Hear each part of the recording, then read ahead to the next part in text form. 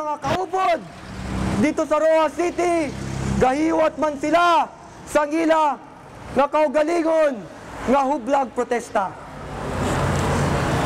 Simula pa lang ini sa mga mas dalagkuan kag mas madamuan nga mga hublag protesta nga pagapamunuan sa Kabataan Party List, League of Filipino Students sa Nakbayan, kag iban pa nga mga pundok sang pamatanon.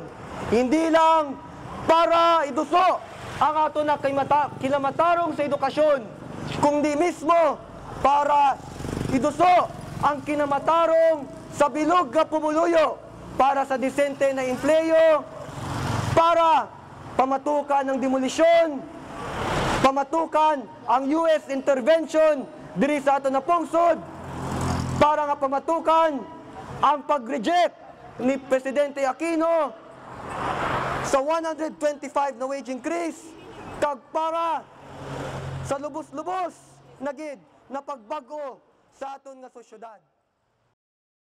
Education budget! Nasagad! Nasagad! Nasagad! Education budget! Nasagad! Nasagad! Nasagad! Noy, Noy at Gloria! Walang pinagiba! Noy, Noy at Gloria! Walang pinagiba! Ngayon pong araw, sinasalubong natin ang Commission on Higher Education. Dito po sa kanilang opisina nagkakaroon po tayo ng isang picket protesta under sa Kabataan Party List, League of Filipino Students, National Union of Students of the Philippines, upang kondinahin ang halos taon-taon na lamang na pagtaas ng matrikula ng mga higher education institutions. Dito po kasi sa Iloilo City, 14 po na paaralan yung magkakaroon ng tuition hike. Dito po sa Western Visayas, 3 po dito sa Iloilo.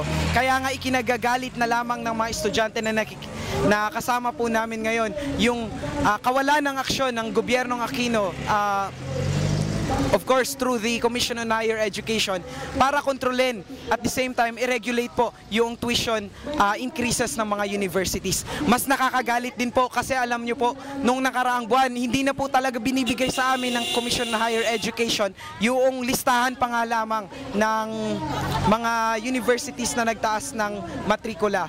Kung hindi pa kami magrarally, hindi pa ibibigay ng Commission on Higher Education ang listahan pa nga lang po. Kaya nga po this afternoon ay magkakaroon kami ng logo burning ng Commission on Higher Education. At the same time, kakalampagin po natin yung Commission on Higher Education sa pagpapanukala ng mga hindi maka-estudyante at hindi mamamayang mga pulisiya na nagsiserve lamang po sa interes ng mga dayuhang kapitalista at the same time yung mga capitalist educators sa ating bansa. Kaya tuloy ang laban, hindi titigil ang kabataang estudyante at lalo kasama ang sambayan ng Pilipino para maangkin ang tunay na siyentipiko, makamasa at makabayang edukasyon at kultura para sa lahat. Padayon po tayo. Karapatan ng mamamayan! Edukasyon! Edukasyon! Education budget! Nasagad!